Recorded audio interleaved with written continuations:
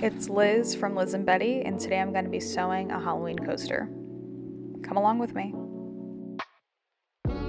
PSA before we start, this is in no way a tutorial. Do not do anything that I'm doing, and if you're a quilter, prepare to cringe. The inspiration is from a picture I found on Pinterest. It's from Fort Worth Fabric Studio from her Halloween mystery quilt in 2017. It's also best known as the Lemoyne Star. My fabric is from Joann's from the Remnants bin. First I cut 2x2 squares of my 3 fabrics, and then I pressed them with my mini iron to make them all nice and smooth. This is not that great of an iron. Sometimes I think I should just use a regular sized iron, but I mean, this is nice for doll clothes and little projects, which is all that I do. Here is my little cheat sheet that I use to know what fabrics to sew together. Here I am doing a chain stitch, I believe it's called, where you kind of sew your squares together in a line just so it's faster. Yeah, I've never done this before, and I think it worked out all right. The issue is that what you're supposed to do is sew on either side of a center line, but you're not supposed to do the center line. And you can see, like right here, I'm like, okay, is this supposed to be on the left side of the point or the right side of the point? I really should have marked the center point of all of the squares, but I'm not a perfect sewist. I just enjoy the process. And it was at this point that I realized that one of my squares was not perfectly on the left or perfectly on the right. So it was going from like the left to the right, and whatever line I was about to sew next was going to intersect one of those points. And I thought, you know what? This is a problem for later, Liz. Let's just keep going. Always clean your workspace. I love using a lint roller. Time to iron all of the pretty seams. At this point, I had cut in between the 2 lines that I sewed on either side of the center point.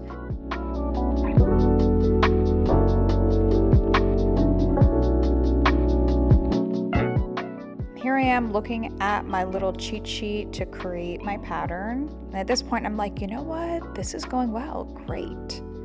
So I'm gonna sew the squares together.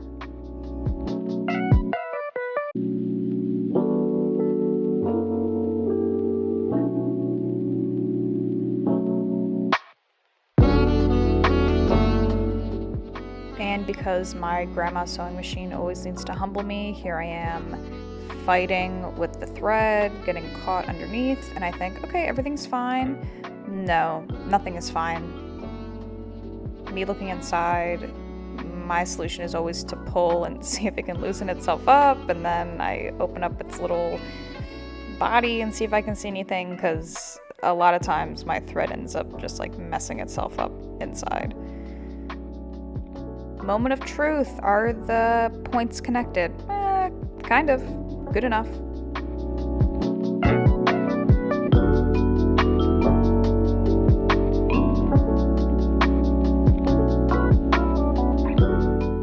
All of the squares on the top row are now connected, and I'm about to connect all the other rows together. But you know, of course, I need to run out of bobbin thread. So, intermission.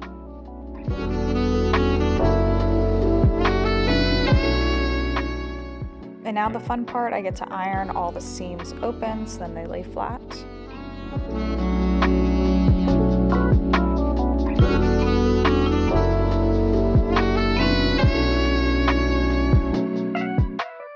And because I wasn't very precise when I originally cut my squares and my sewing was also not perfect, I need to cut the rectangles so they're all the same height.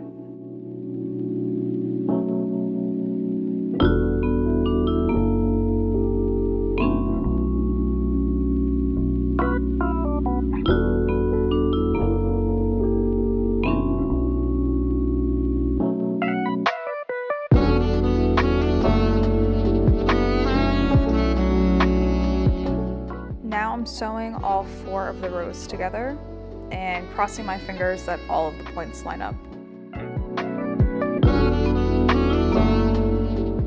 Okay, now press, press, press. The seams open.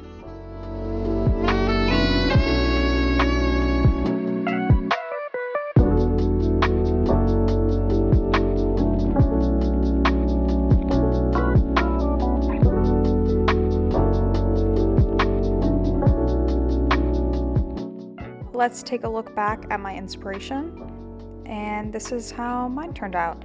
So the center where the 4 kind of squares meet together is more of a rectangle than a square, but I think it turned out good.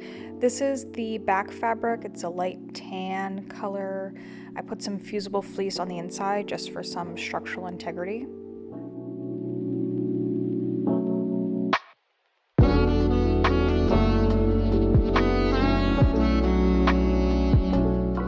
Amaruni Designs on Instagram posted a really great reel on this free motion pumpkin design.